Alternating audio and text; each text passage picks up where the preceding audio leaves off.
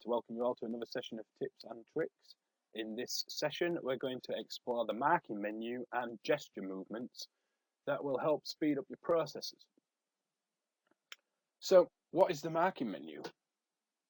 So inside any environment, if you go into the graphics window and right click, you have a marking menu at the top. There is actually two menus here. We have the marking menu and a context menu underneath it. But we're going to be focusing our attention on the marking menu. Okay, so what is the marking menu? Autodesk added the marking menu into Inventor that allows users to quickly access specific features that are likely to be used inside a specific environment. So for example, this is a part environment. I currently have the options in my marking menu to start a new sketch, for example, or create holes, work planes, revolves, extrudes, fillets, and tape measurements.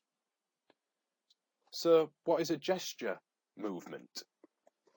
You'll notice that when I just hover over some of these marking menu features, that I get this like stretchy rubber band, and it's separated.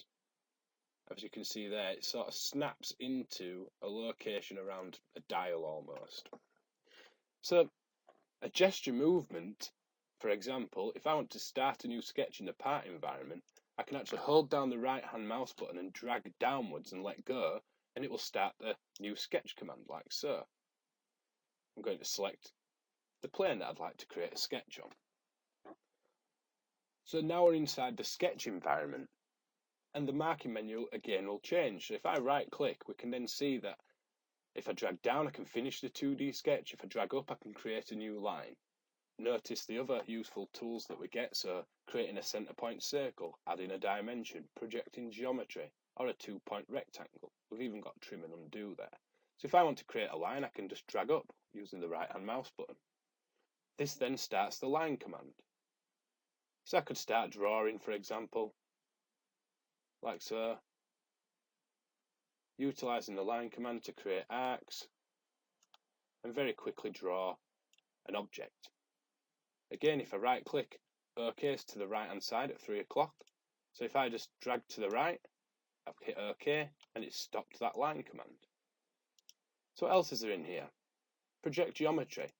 I'm going to drag to 4 or 5 o'clock and project geometry, and then I want to bring through some of my origin planes. I'm going to turn them origin planes into construction lines, and I'm then going to use some of my constraints just to manage them positions. So I'm going to put the center points and ensure that them center points are on my projected lines. Again, if I go to the side, I can click OK, and it takes me out of that command. I then might want to use my symmetric constraint to make the 2 points of this shape symmetric around the vertical projected plane. Again, I can just use the gesture movement. If I want to create a dimension, I can say general dimension, pick the 2 points, so I've got a center to center dimension, add in my dimension, and again add some more dimensions to the other geometry to ensure I've got a fully constrained sketch. Then when I want to finish the sketch, I drag down and I finish the 2D sketch. Back into the part environment, and I can then use gesture movers to extrude. So I can go up to the side, extrude, and extrude that component, and then OK to enter it. Again, I haven't touched the ribbon yet. I've only used gesture movements. So this does change as well depending on the environment, as I mentioned before. So if I jump onto the assembly environment and I right click, notice I've got place component at the top or create component. Again, when I start to add components, I have constraint, pattern component, and some free move or free rotate options. Inside the drawing environment, if I right click, again, I can create base views. I can create hole and thread notes and retrieve model annotation or add center marks. Or again, create a general dimension. So we can also manipulate the marking menu. If I go to the Home tab, we have an option inside Tools called Customize. And if I go into the Customize option,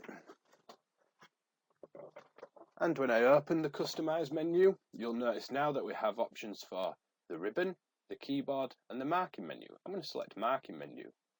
And here we can actually change the commands that appear on the marking menu. For any changes that you do make, whether it's keyboard, ribbon, or marking menu, we can then export them changes. Once exported, we can save this on a USB stick, and if you had to, for example, reset Inventor, and you come back into Inventor, you can then re-import them so that any changes that you have made are adhered to very quickly. Have a go with it, see what you think, and speed up your workflows.